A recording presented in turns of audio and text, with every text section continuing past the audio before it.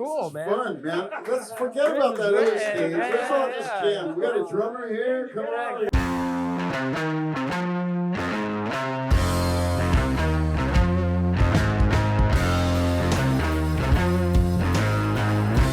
We decided we really wanted to find a way to take all the visitors that come in and talk to them and give them an opportunity for, what it's like for a musician to come in and get in the garage for the first time. Spent tons of time in garages with garage bands growing up. Yeah. It's the only place you can play and rehearse. I think every young musician starts out in the garage. The first garage I ever played in was my friend Gary Holt's garage. Because like a lot of my friends didn't even have garages. Yeah. So that was But the precious Gary's, spot. Gary's family actually had a garage so they keep their all their canned food and everything else. So I would be playing right next to a big old a stack of Campbell's soup. Yeah, corn or something like that. Yeah, right? exactly, cream corn or something. And you'll see we designed it so it actually looks like kind of a garage. Dude, wait, where's all of the egg cartons? They're supposed Yeah, to right, stapled on the wall. Stapled on the wall.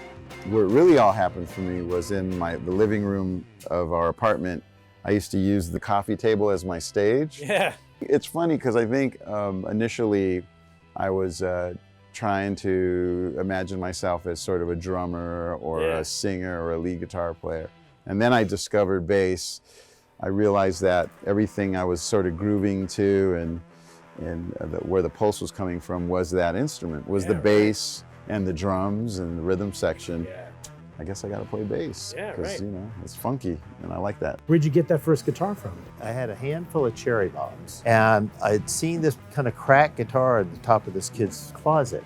So I said, I'll tell you what, I'll give you some of these cherry bombs for that guitar on the top of your closet. So he ran over and got it, came over. I gave him the cherry bombs. About 15 minutes later, all the cherry bombs are gone. But I got a guitar. Right. When me and Ann started first playing after we saw the Beatles on Ed Sullivan, it was a call to duty in the culture. Yeah. And they had guitars. We went to our bedrooms or a stairway Yeah, that had some echo in it with our acoustics. And, mutated from there, we started trying to write songs, which were really terribly bad. You got to start somewhere, right? So the whole idea here is that anyone can walk in, whether they've played an instrument before or not. And we really wanted this to be as authentic as possible. Nice. Heavy, right? But it's that idea that it's a real guitar, right? What we've got set up is that you can actually learn how to play it, which so is really cool because you've got people of all different ages who are able to do it. They can pick a lesson, kind of songs on easy, play along with Nile Rodgers on Chic or the Beastie Boys, Metallica, Deep Purple. What about Louie Louie? Louie Louie, that's one we got to add in here, right? That's So this so one's an cool. easy lesson, so it assumes no knowledge. Do they have to learn how to tune it? We do it for them. And you'd be amazed how quickly, right, these all go out of tune immediately. And over here, we've got the bass guitar one set up. Oh, wow. So you can come over and pick up a P bass or something like that. A whole different selection of songs. We've got keyboards. Let's get amped. I love that. And you'll notice each one tells you the level too.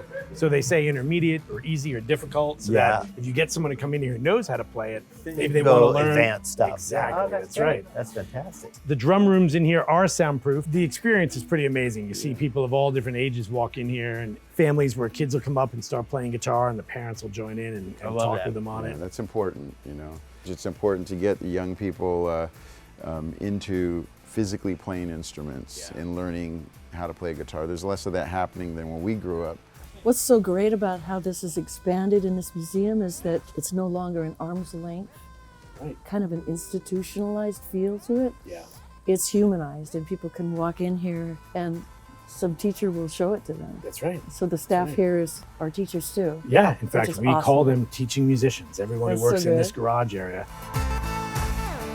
Over here, we've got our acoustic lounge. Oh. So this is where you can come in, you can hang out. The whole idea was just make it like the comfy living room. We've got everything from Gibson, a Hummingbird, Martin guitars, acoustics, even ukuleles, which we see a lot of families pick up and just kind of jam on and have a good time.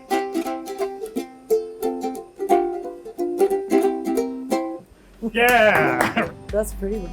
Isn't that cool? You might see 3 or 4 different people come in here, grab an acoustic guitar and sit down on the couch, and they'll just start playing together.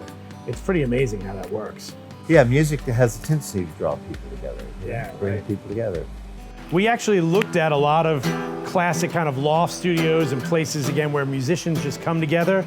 You know, we all hang out in the studio, you sit back on the couch and work through the riff. We wanted this room to kind of feel like that. You could just sit down and have a good time. Well, this is beautiful. They've got nice, comfy places to sit. And pick. exactly, right. Yeah, that's great.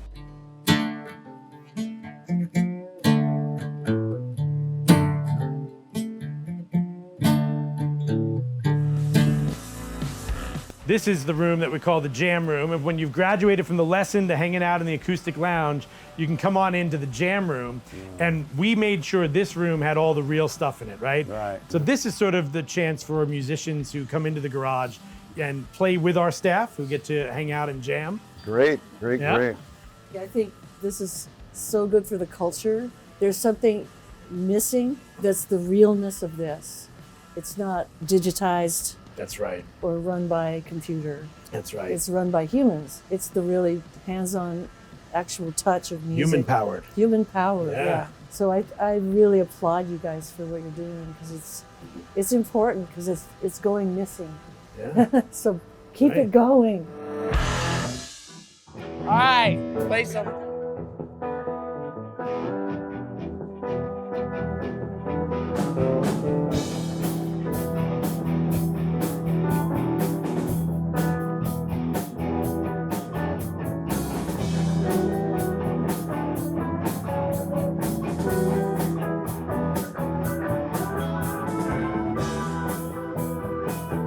I got a call from the CEO of Gibson Guitars. Yeah.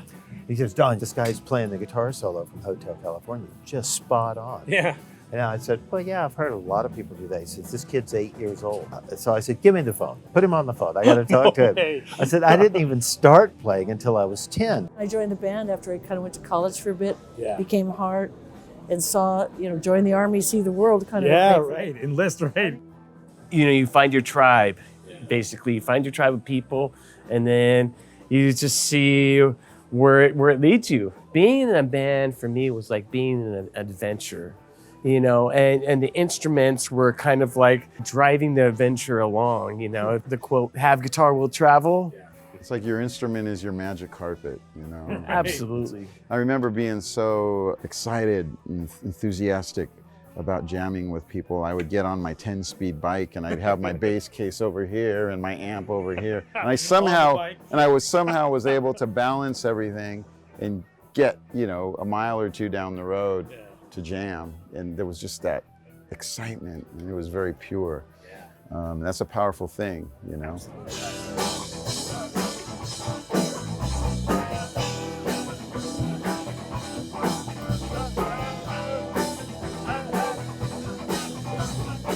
I think every young musician starts out. Eventually, when you're jamming with your friends, you got to be in the garage.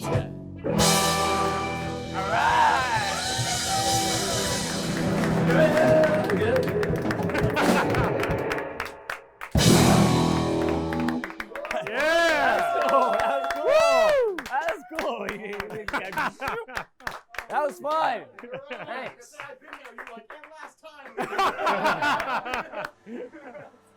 All right. I'm glad someone played something.